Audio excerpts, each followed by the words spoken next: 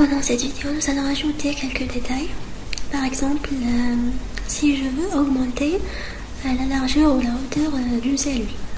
Accueil, format, hauteur de la ligne, 30. J'ai augmenté la hauteur de la ligne. Format, ajuster la hauteur de la ligne pour réduire la taille de la ligne. Voilà, pour réduire plutôt la hauteur de la ligne. Pour augmenter la largeur de la ligne, voilà.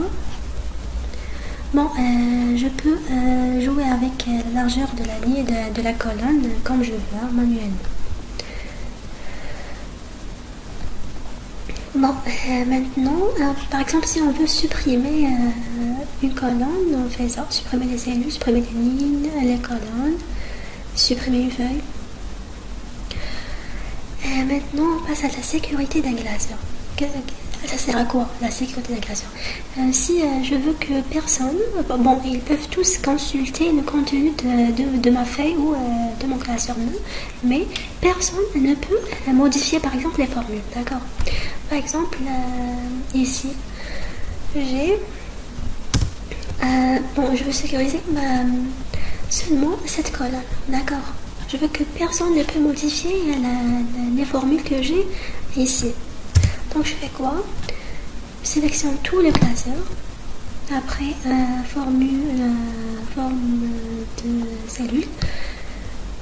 Je déverrouille tout le classeur. Donc je vais décocher cette case-là. Ok.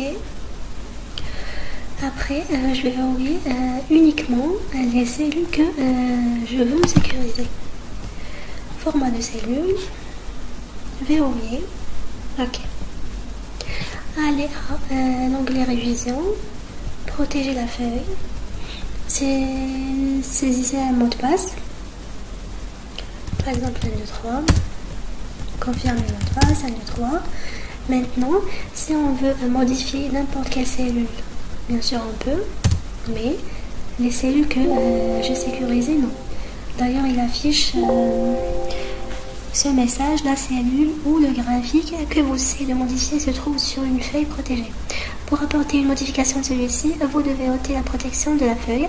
Vous serez peut-être invité à entrer un mot de passe. Oui, pour ôter la protection de la feuille, pour saisir le mot de passe, dans l'onglet révision, on a ôté la protection de la feuille. On clique, on tape plutôt le mot de passe. Et voilà.